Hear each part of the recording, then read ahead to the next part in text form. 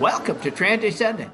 I'm Joe and I'm the dad. And I'm Raya, and I'm the daughter. Hey, Raya, I just got this interesting email from someone who said, interested in time travel? Meet in Dallas, Texas last week at 7:30 Ah, a.m.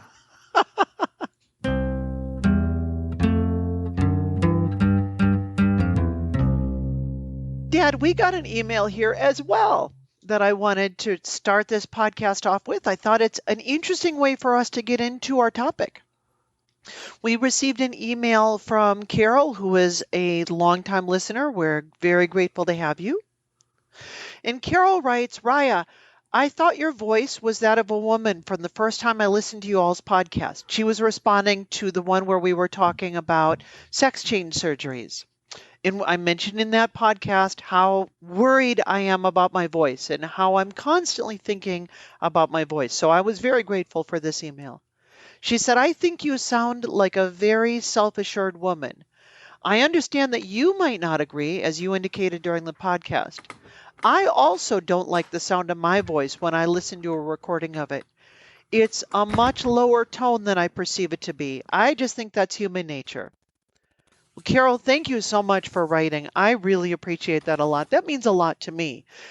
And I wanted to talk a little bit and start off this podcast by sharing some of my own feelings about gender and what it means to be passing as a trans person and the pressures that are on me, and then talk about how gender works as a whole for all of us.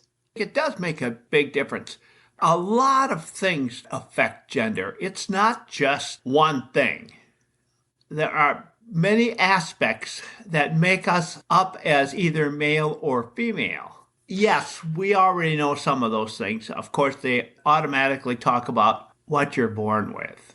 And this is who you are, and this is the gender you are, and nothing else matters. But yet, in our conversation prior to this, we began talking about all of the different aspects that come together to make you the whole person. And it's dramatically different in many areas between male and female. Each of us possesses some of one and some of the other as our natural makeup.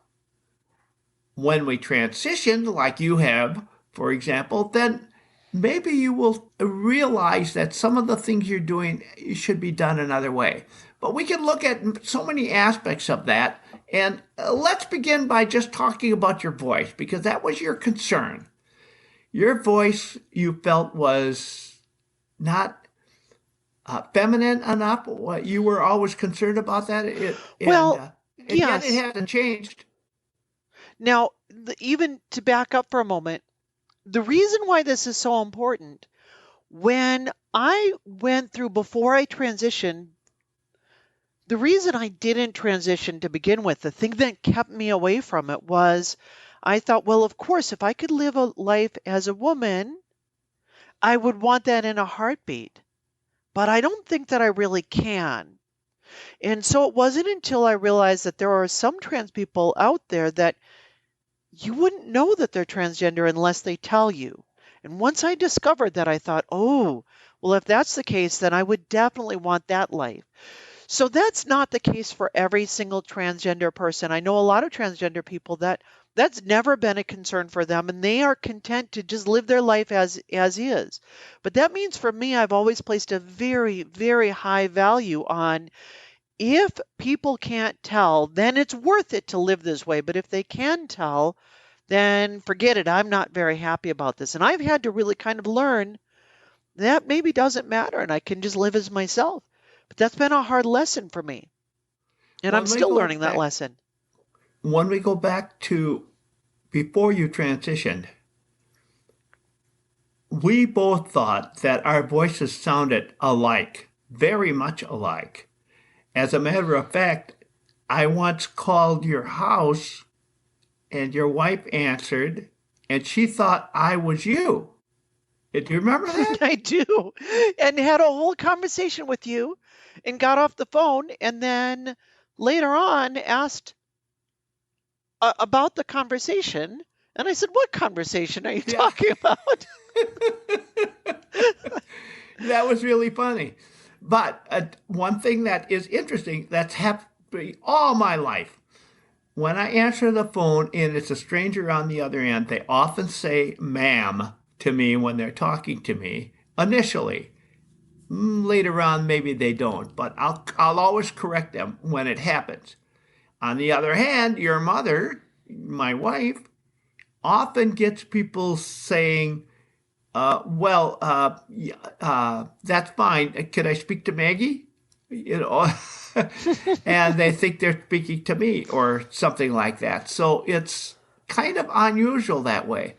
I don't know whether we sound so much alike right now that people don't know one of us from the other, but I have heard someone say that once, only once, but someone said, I don't know which one of you is speaking. Sometimes it is hard to tell, even as I'm editing, because we have a similar vocal range.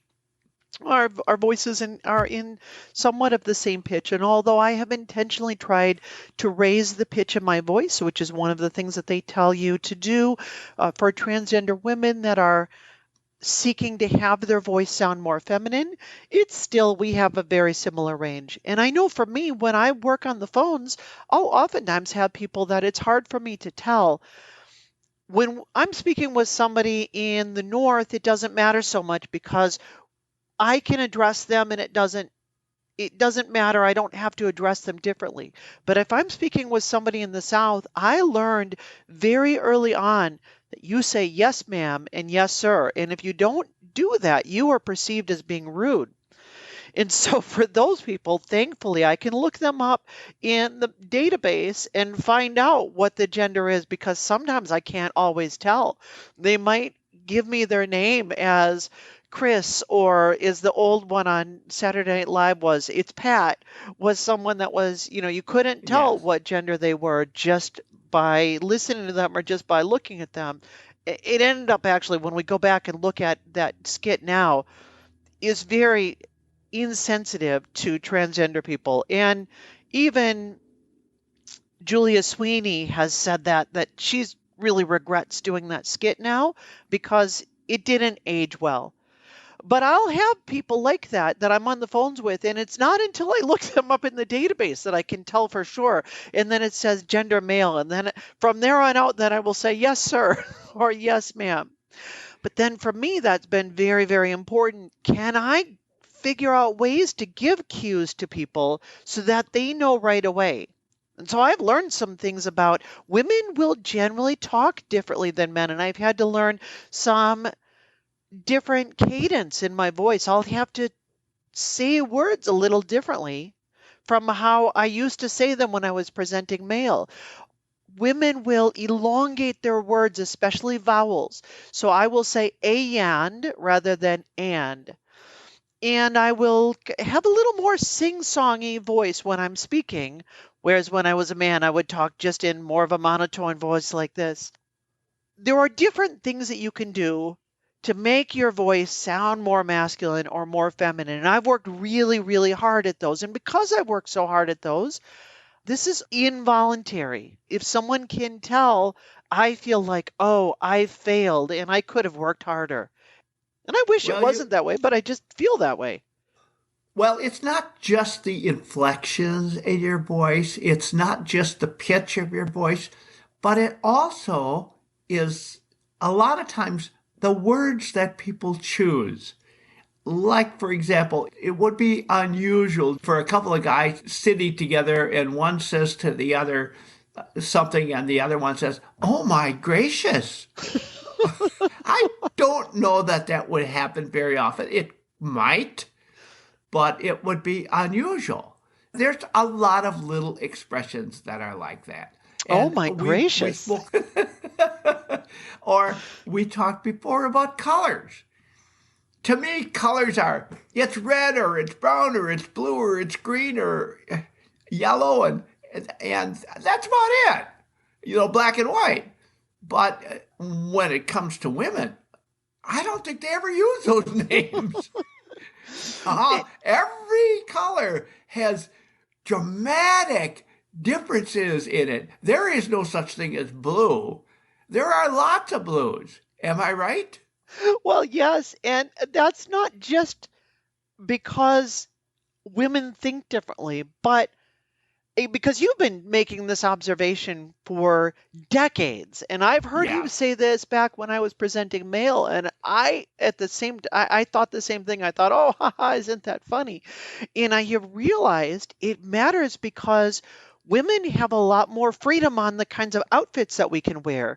And when we're putting together an outfit and you're putting together a top with a bottom, maybe a certain skirt, or a kind of pants with a certain top, a blouse or a shirt, and maybe a scarf, and maybe you're wearing a jacket or a vest with it, it really becomes important that those pieces match, or at least that they go together and they don't clash. And men oftentimes will assume, well, that's just purple, and so it doesn't matter that it goes together. Whereas you realize that if something is a lavender color, it's not going to go together with something that's a violet color. Or, if it's off just a little bit, it can really clash. Men are not trained to look for those things. Boy, we sure aren't. And as soon as I hear somebody saying something and describing it one way or another, I know I'm speaking with a woman because guys don't say what color that is. Now, I have worked really hard as well to improve my singing voice because singing voice is somewhat different from a speaking voice. And for a long time, I was really embarrassed to sing because I felt like my singing voice felt very masculine because I don't know how to do things differently because I'm not doing it very often. And yet, singing has been such an important part of our family. When COVID first hit, one of the things that our family did together was we recorded a song together, uh, that we all recorded individually, and then my sister edited that together as a song where we all sang together. It was a really neat thing. We did it in harmony and everything, and it was really a fun thing to do. Singing has always been a very important part of our family.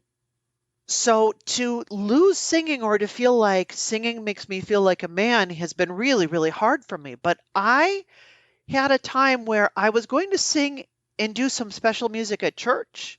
So I figured out a song that I was going to do, and then I recorded myself and I played it back, and I realized I thought this sounded really feminine, but this part right here sounds really masculine in this part of it. And so then I worked and worked and worked and re-recorded myself and then tried it again this way. And what if I say my vowel this way? And what if I say it that way? And it was especially, I noticed the vowels, if I say a strong A sound, it sounded a little more masculine. And if I said A, that might not even be right. But when I was singing it, I could tell certain vowels sounded more masculine and more feminine. And if I just changed the shape of the vowel would matter a lot more. And particularly an R sounded a lot more masculine than an R. I don't know if it's coming across that way when I'm speaking it, but I know when I sing it, there are certain ways that I've learned to do. Well, I can tell you this much. If you pronounce your R in a specific way, you can sound like a pirate. Arr. I did an open mic last week and I brought my son there, and it was really fun to do. I had a few songs that I had worked up. And I asked him after the fact, because I'm always worried, how did my voice sound? And he said it sounded fine. Great. I couldn't tell at all. And then he played the recording. And of course, then for me, I noticed there were enough places where I thought that vowel right there, I would have changed that one. Oh, I don't like how that one came across. And some of that is, as Carol was saying, we don't like how the sound of our own voice sounds. But there are also times where I thought, it's not just that I don't like how it sounds, but that one in particular, I feel like sounds more masculine. And I discovered that on the whole, if somebody is not thinking about, am I a man or a woman, the bulk of it sounds feminine enough that they don't think twice about it. But for me, when I'm asking myself, does that sound feminine or does that sound masculine? I become very aware of the places that sound masculine. And so on the whole, I might sound feminine, but those few places where I don't really matter to me. And so it has a different meaning to me. Other things also give us signals. Is this the way a masculine person acts, or is this the way a feminine person acts? For example, gestures are often feminine or masculine. And the way you gesture at something, the way you point, the way you move your hand in a certain direction, the way you wave. There's all of those things, how you wave at somebody when they're going by. There are a lot of differences. Have you noticed since you have transitioned that you do some of those things differently now than you did before? Um, some of those I do naturally because we have natural mirroring neurons where when you're around people, you start to act like they do. And now that I am intentionally thinking I'm part of the women's group rather than the men's group, there are some things that I pick up automatically. But I would say it is much more the case that I have been really intentional about it in ways that I never was beforehand, that I would stop and look around the room and say, how are the women behaving and how are the men behaving? And are there places where I can change how I'm behaving to fit more with how the women are behaving? So some of the common ones were just, how do I sit? In that men will oftentimes, when you cross your legs, for instance, men will take up a lot more space on a chair that you sit. When you cross your legs, you tend to put your foot or your ankle right above your knee so that your other knee is kind of sitting out more, and you might have a more open stance with your arms and you just take up more space. Women tend to take up much less space when you're sitting, so that when you're crossing your legs, you're crossing one thigh over the other, and you might sort of pull your arms in more, and you just have a smaller space on the seat. Well, I recognize that when you go to a movie, for example, and you have to share an armrest, or maybe in an airplane, you're going to share an armrest with the person next to you. I notice that if if I'm sitting next to a stranger that's a woman, they often will just, if it's an armrest that we're supposed to share, they'll usually ignore it. And I can kind of take it for myself. I don't usually do that because I don't want to hog it. But on the other hand, a man sitting next to me will probably claim it first. And if he doesn't, I will. But that's kind of how it's been as long as I can remember. I'm always kind of concerned that I don't want to encroach on their space, but it's usually only a man that will encroach on mine first. And if he doesn't, I'll take it. But that's one of those things that you're probably not even aware of, but that women will often just let the man take that armrest. One thing that I have discovered by living on both sides of this is there are pieces that the other side doesn't understand that I understand very well. For instance, if you walk into a men's room and there are 5 urinals there, and there is a man in urinal number 3 that's using urinal number 3, which of those other 4 urinals are open to you? And women will say, well, any of those 4. Which ones are Correct. really open to you? 1 and 5. And it's actually a very similar feeling, because if you take urinal number 2 or number 4, you're immediately next to another man, and it feels encroaching in a way that actually it gives the same energy as when you're in the theater and you're wrestling over that armrest and you think this feels a little uncomfortable. If you could put some space between you and that other person, it feels much better. If you can't, you will go ahead and take number 2 or number 4. But it's preferable always to take 1 or 5 You would if you never can, take 2 or 4 if unless you had to. unless there's no choice. When you're at a football game and it's halftime and you go to the bathroom and there's a long line waiting, you're going to be next to somebody else. Or at intermission at the theater, you're going to be next to somebody else. It's just And how it is. women would never think about that because you just figure, well, those are all facilities. And when it comes to stalls, there's a wall between, so you never have that uncomfortable feeling. Yeah, well, Probably. now men do have they have what do they call it, a modesty panel or something like that, between some urinals, and And those so feel much more comfortable. If you They had to do. take the urinal next to somebody there, Yeah. it's you're more open to it, but it's But even then, if there's only one person there, you're going to take one with at least another urinal between you if you can. I'll tell you what, that is not a piece that I miss from what I left behind. But what I do kind of miss is when you're at an event and it's maybe intermission at a play or halftime during a game, and you go in to use the restroom and you look at the men's restroom and there's no line, and the women's restroom comes out and goes all the way Yes, around. And I think, oh, I really miss that. I know. That is definitely an advantage we have there. Now, for those of you who've never been in a men's restroom, don't know what we're talking about, now you've just learned something. Feel free to share that. We are on a continuum in each one of the facets of what defines us from a gender standpoint. We're on a continuum that maybe we are, in some cases, we are a 4 out of 10. In other cases, we're a 6, which means we're kind of in the middle of something or other.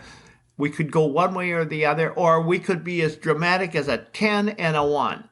There are no people who are all 10s one way or all 1s the other way.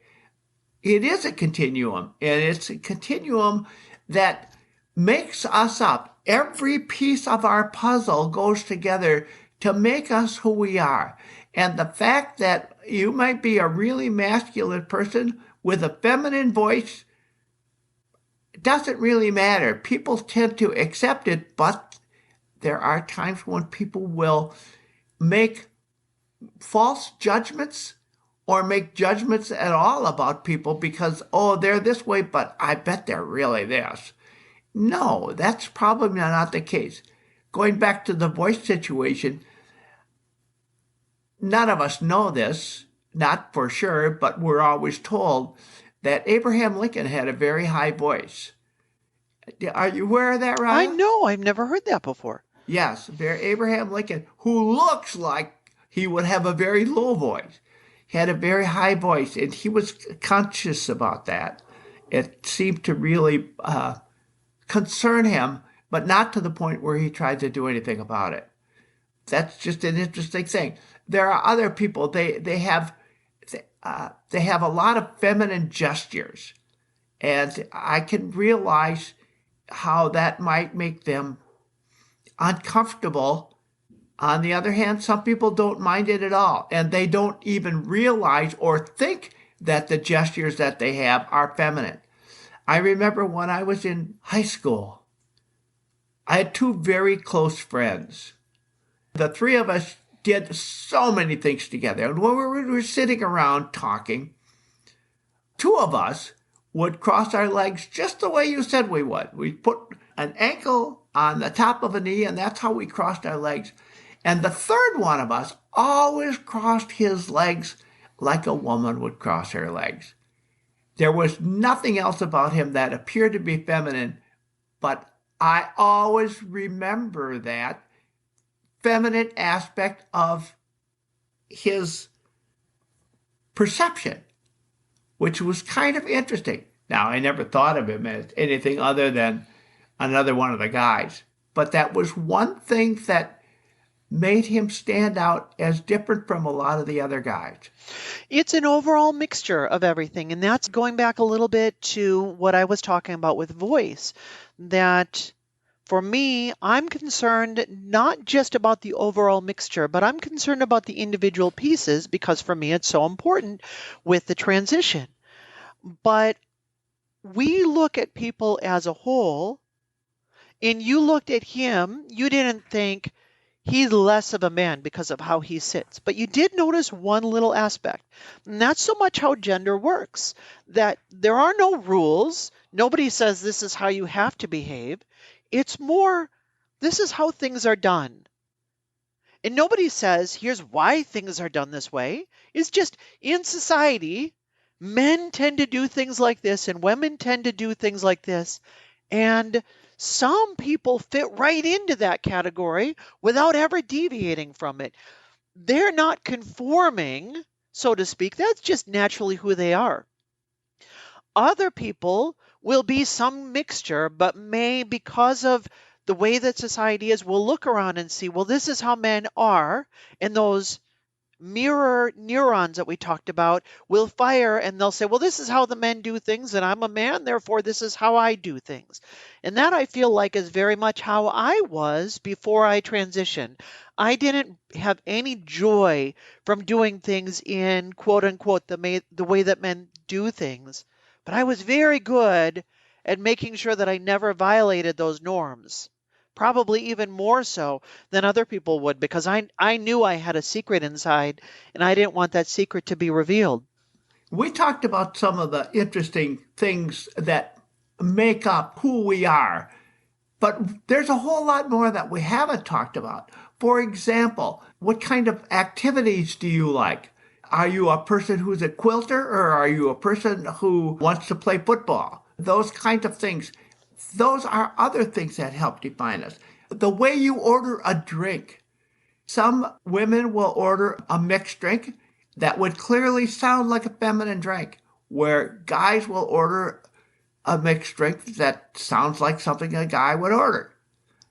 That it goes on and on. There's the words we choose, not just the sound, but the words that we talked about before, make a difference.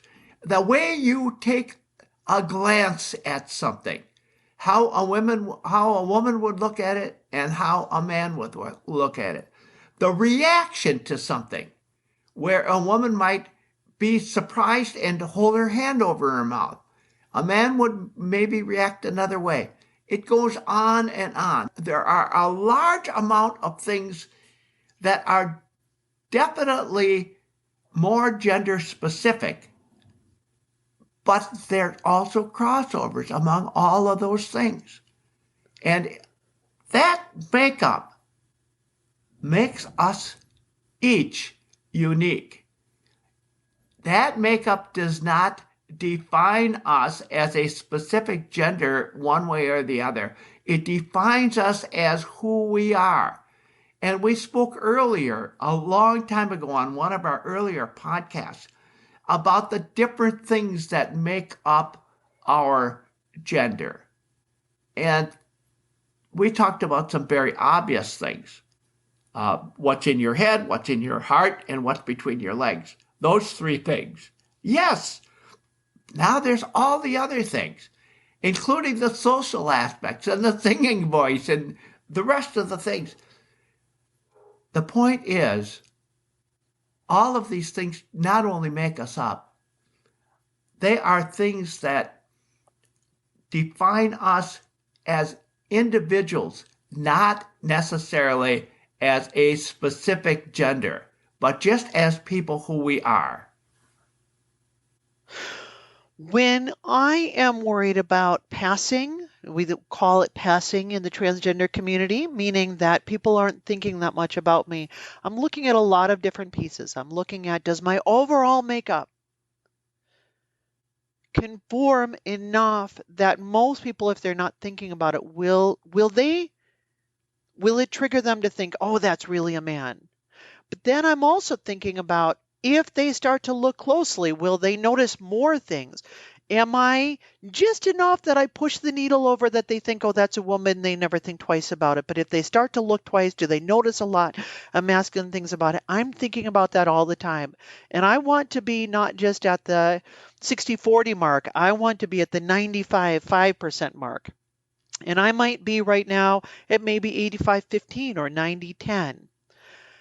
But there's a lot of people that have never thought about transgender issues. They don't feel like they themselves are another gender than what they were assigned at birth, but they don't conform to those things at all. And I think our message here is we need to be accepting of anyone, regardless of who they are, regardless of what their mixture is, whether they are a feminine man or a masculine woman, or a masculine man or a feminine woman, or a mixture of both, or someone who's non-binary and is very feminine or very masculine, or a mixture. All of those we approach with an attitude of acceptance for who you are, and don't prejudge that you must be a certain way because you have certain mannerisms or don't have certain mannerisms. And we are proud to tell you that we approach this podcast with a mixture of ideas and a mixture of things that we talk about. We're not just catching just one aspect of something, we cover the gambit. And if we haven't covered something that you are interested in speaking about, and us speaking about, let us know. Let us know what it is you'd like us to address, like Carol did, and we appreciate that. If you've got something that you want to tell us, contact us at transcendent@gmail.com. Another way that you can help us, it really means a lot. If you know somebody else that might benefit from listening to this podcast, if you would just drop them a link to this and let them know, hey, this is one that I think you might really like, that means so much to us and it helps get the word out. These topics are so important to educate ourselves about so that we can all be better allies to the most vulnerable people that need it the most. We'll see you Monday.